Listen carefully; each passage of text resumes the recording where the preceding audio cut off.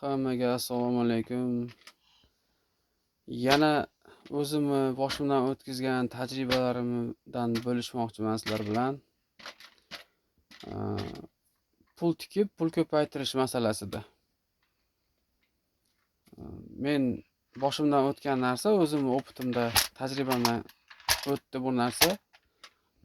$10,000 pulim bor paytda 5 dan birini investitsiya qildim. Xullas buni nimaga ularga tanimagan odamingga investitsiya qilding desangiz, mana hozir oldindan aytib qo'yay. Asadbek Ashurov degan odamni kursida o'qidim. Shuni darslarining orasida prodyuseri Jamoliddin haqida, keyin yana bitta ishchisi, yordamchisi Sunnatilla haqida bizga aytib ketdi. Shularga bir savollar bo'lsa murojaat qilasizlar deb. Qisqasi Asadbek Ashurov bilan borib ko'rishmoqchi bo'ldim. Maslahatlarni olmoqchi bo'ldim. Mingta millionerlar klubiga a'zo bo'lishni xohlagan edim. Men borgan paytda ofisga endi Sunnatilla bilan telefonlashib bordim. U orada Asadbek Ashurov bilan u Jamoliddin aka, Sunnatillalar ajrashadigan payt bo'lib qolgan ekan, vaqt kelib qolgan ekanda. Men oralarida nima bo'lgan bilmadim. Kelgan investorlarni menga o'xshab borganlarni Jamoliddin aka o'ziga tortishni boshlagan payt edi ekan. O'zining proyektlariga qiziqtirib, Asadbek Ashurov bilan iloji boricha ko'rishtirmasdan, mana uni ko'ringchi, mana bu biz proyekt deb proyektga rosa qiziqtirdi. Endi bu yerda Asadbek Ashurovning yuzi bo'ldi. Xullas, men unga ishonganim. Ishonib qolib, investitsiya qildim. YDS degan internetda platforma yaratgan bular. Darsliklar sotadi. Har xil biznesmenlar, psixologlar, rus tili, ingliz tili, koreys tili, xullas har xil tillarda dars bergan ko'plab ustozlarning video darsliklari jamlangan platforma. Endi menga shunaqangi qiziq bo'ldi bu narsa, chunki bu yaxshi ish, insonlarga foydasi tegadigan. Shuni bir ulushiga, 1% ulushini sotib oldim. $1,950 ga. $195,000 dedi bu proyekt nimasiz narxi. Xullas, endi ishonganim men Asadbek Ashurovning odamlari-yu degan narsa bo'ldi menda. Ba'zi bir nuqtalari yoqmadi, lekin pulingizni 1 yilda hattoki $23,000 qilishingiz mumkin bu proyekt bilan degan joylarida olib bo'lsang dedim. Bu ham bitta laxatronga o'xshayapti dedim, lekin ilm borligi uchun ularda Asadbek Ashurovning yonida yurib ancha ilm o'rgangani uchun ularda men ishonibman-da, shunaqa chestniy deb, bu publichniy odamni orqasida turib olib bunaqa ish qilishmasa kerak deb o'ylagan edim. Pulni tikib qo'ydik.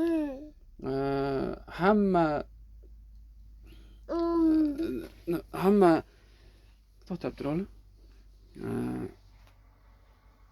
Отчетlarni berib o'tiramiz oyma-oy dedi.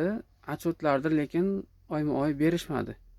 Xullas, u pulni tikkandan keyin men kutdim, отчетni o'zim so'rashni boshladim. O'zim so'rasam, zo'r ketyapti dedi. 5 oy yo 4 oy bo'lganda, 6 oyga yaqinlashib qolganda ular aytdiki, Jamoliddin aka aytayapti menga, xullas bir 4,5 millionmi, 4,700,000 so'm foydadasiz deb. Zararsiz nuqtasiga chiqdik, foydadasiz deb aytayapti. YDSdan birorta bir отчет tashamadi menga. Keyin o'ylandim, отчет tashamayapti. Qani отчет so'rasam menga uzun market bir narsalarni foydasini, qancha kirgan, qancha chiqayotgan pullar tashayapti xolos-da. Hozir ham Telegramda hammasi saqlanib qo'yilgan. Onun bilan yozishmalarimiz ham saqlab qo'yilgan. Keyin men shubhalanib qoldim. Orada yana nima qilyapti? Dogovorimiz 6 oyga bo'ldi. 6 oyda pulni qaytib berish kerak. Foydalari bilan birga-da. Shu qancha qilgan bo'lsa ham menga u 200-300% foydani taxmin qilib prognoz qilib bergan edi. Men ishonmaganman unaqa prognozga. Bo'pti. Oyiga bir 15% dan qo'shilib tursa ham pulimga har holda yaxshi deb o'zimcha o'ylagan edim. U odamga aytmaganman. Xullas, nima qildi? U proyektni yurgizolmadi. Yurgizganda menga отчетini tashlab berardi. Yurgizolmadi-da boshqa yerga tikyordi u pulni. Nimagadir tikdi. Bir narsa bo'ldi, bankda pulimiz blokirovka bo'ldi. Dedimi, shotimiz bir narsalar, xullas, u proyekt yurgizmagandan keyin pulni o'rnida qaytib berish kerak edi. Yo'q, o'xshamadi deb. Biz proyektni boshlamadik ham hatto deb qaytarib berish kerak edi. Xullas, shunaqangi meni aldadi. Keyin anaqa ekanda u odam.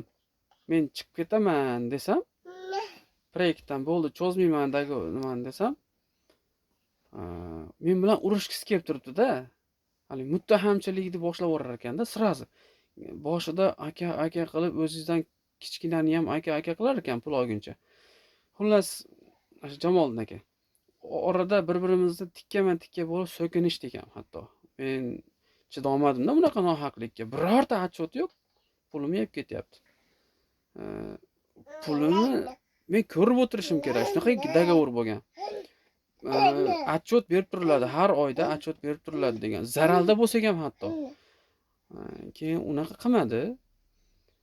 Shu davlat tashkilotlari, organlar shu bir tekshirib qo'ysa zo'r bo'lardi shu bolani.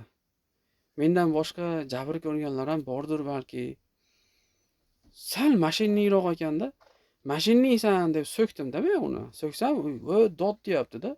Voy, mashinniy odam qanaqa bo'ladi aytaymi mana. Meni fikrimcha. Mashinniy odam sizdan biznesga deb pulni oladi, oyma-oy отчет berib turaman deydi-da, bermaydi отчет. Lekin maqtanaveradi, zo'r ketyapti ishlar, zararsiz nuqtasidamiz. Aka, bu ishiraveradi, quruqdan quruq aravani qurib olib qochadi. Men uchun shu ham mashinniy.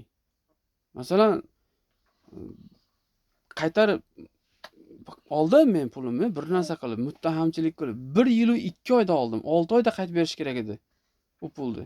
Foydasi bilan o'zlarini og'zidan chiqib turibdi. 4.750.000 atrofida foyda qildingiz, deyapti. Shuni qaytib berish kerak edi. Ishlasam asablarim buzilib ketyapti. Lekin qaytib berish olmadi. 200, 300 dollar, 500 dollar qilib oxiri zo'rg'a chiqardi. Borib ariza yozmoqchi bo'ldim ham. Men o'zim Qozog'istonda ishlayotgandim. Shuning uchun kimga pul tiksanglar ham ehtiyot bo'linglar, juda ham ehtiyot bo'linglar. Iloji boricha birovlarga pul tikmanglar. Birovning proyektiga.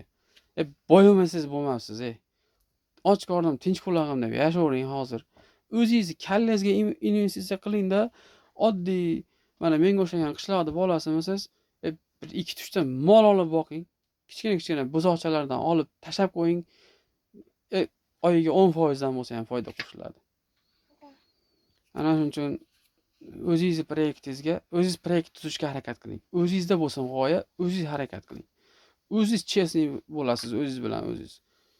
O'zingiz aldab ketmaysiz hech qachon. Boshqa birovga ishonmang. U Asadbek ashuribdi. Odami bo'ladimi u? Yo undan katta, undan zo'rini odami bo'ladimi? Shunaqa. Asadbek ashuribga meni hech qanaqa yomonligim yo'q, xafagarchiligim yo'q. Uni ustoz deb bilaman misol. Hozirgacha darslarini eshitaman, bepul darslarini ham, qaysi videolari chiqsa eshitaman, yangiliklarda eshitaman, nima yangiliklar chiqsa. Moliyaviy erkinlik kursida o'qidim Asadbek ashuribdi onlayn. Zo'r. Men o'zimga juda ko'p foydalar oldim. Undan oldin o'zim bilgan narsalarni yana ham mustahkamlab oldim. Shuning uchun keyin yana bitta narsa. Ana shu Jamoliddin hali beri u pulimni qaytib bermasdan dogovor tugagandan keyin ham yana mendan $5000 pul so'rayapti, yana bitta proyektga kirsangiz oyiga $600 sizga foyda kelib turadi, deyapti. Qarang, aldashdi, qarang, piramidani singari ishlayapti bu bola. Qiziqtirib turib, siz mancha foyda qildingiz 6 oyda deb turib, hali qo'limga tegmasdan turib, yana mendan $5000 so'rayapti. Ikkita o'rin bor xolos, shu ikkita o'ringa deyapti, siz bilan falonchi opamni loyiq ko'rdim, sizlarga ilindim deyapti. Qarang, bo'lmasa bu nechinchigacha ham deyapti. Qarang, buni xitrligini qarang buni.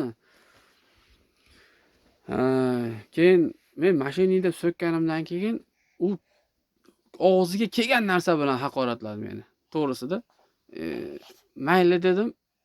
U so'kilib qolmayman men u. Yana onadan kelding deb qo'yadi. So'rab olaman, onadan kelding deyodi. Ovozligimni eshit dedim, men onangdan kelganim yo'q dedim. Men birovni onasidan kelmayman.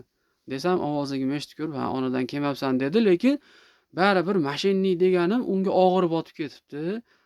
Guldek nozik ekan uni nimasi, qalbi. Nima so'rab olaman men dedi. "Men kelasan" dedi. $3000 pulni ko'rsatib, "Mana shu pul senga" deyapti. Ortig'i bilan-da endi. Men o'zi 2000 tikkanman. Ustida bir $400 foydasi bo'lish kerak. Bo'ldi. O'zi aytgan va'da. Men unga rozi edim. U 3000 ni ko'rsatib menga qopqon tashga anaqa tashlayapti. Primanka deydi ruschasiga. Xullas, ushlash uchun meni pulni ko'rsatyapti. Nima qilish kerak desam, sen dedi, endi kelib olib ketasan mendan deyapti. Mana bardachokka tashab qo'yapman, birovni pulni ko'rsatyapti. Uni bera olmaydi borsam ham. Borsam bir ikkita bezori bolalarga 5-4 so'm berib urdirishi mumkin meni. Lekin borsam men ham yonimda bu narsa bilan borardim. U haligi nima deydi? O'zimni urdirib qo'ymardim. Bir yeriga tiqib olardim, ulgib qolsam. Hech bo'lmasa bittasini jarohatlardim-da. Anaqa osonlik bilan urib qo'yish olmardim meni. Kerak bo'lsa ichki ishlarni yetalab borardim men, shu uchrashadigan joyiga. Bu bolani tekshirish kerak buni. Agar chaqirib shunda turib olganda yoki mana menga kelaman dedi. Ostonada ishlayman-da men. Adresingni tasha dedi. Yo'q deb bo'l deb adres tashab bersam kela olmadi. Chichib qo'ydi. Pul unaqa bunaqa yo'l kerak dedi. Ana shu menga degan puldan olavering, yo'l kerak mendan dedim. Kelib so'rab oling. Bitta o'zim chiqaman, sizdan bitta o'zingiz keling dedim. Kela olmadi. Ona juma chiqyapman, dushanba chiqyapman. Shu yerda ustozim bor deb orqaga siyishni boshladi. Ustozini orqasiga bekinishni boshladi. Ha, ustozimni bolalari bor deydimi? Anaqa ko'chaxonasida yuradigan bolalari bor deganda ishora qilyapti menga. Qozog'istonda ko'cha bolalari senga o'xshagan shaltaqlardi. Ko'tini artib yurmaydi bular. Qozoqlar bilan men 12 yildan beri ishlayman. 12 yildan beri qozoqlarning ichida yashayman. Bularni ko'chada yuradigani ham, boshqasini ham hammasini ko'rdim. Urishdim ham, tolashdim ham, kalta yedim ham, urdim ham kerak bo'lsa-da, misol. Unaqa o'rtamizda nima o'tdi? Biror marta sen o'zbeksan deb millatchilik qilgan yo'q. Biror marta bular menga o'zinikini o'tkazaman deb sen kelib qolgansan, qaydandir O'zbekistondan degan yo'q. Qozoqlar tolerantniy xalq. Men paxta qo'yish uchun aytmayapman buni. Masalan, 12 yildan beri yashab yomonlik ko'rmaganim uchun aytayapman. Qozoqlardan yomonlik ko'rmadim. U meni mesning qozoqlarga qayramoqchi bo'lyapti. Endi o'zicha bormi u, yo'qmi u? Misolda kelsin, ko'rsin, ana shu ustozini orqasiga bekinsa, ustozi kerak bo'lsa betiga tupurib yuborardi shu qilgan ishlarini. Faktu bo'yniga qo'yib qo'yardim men.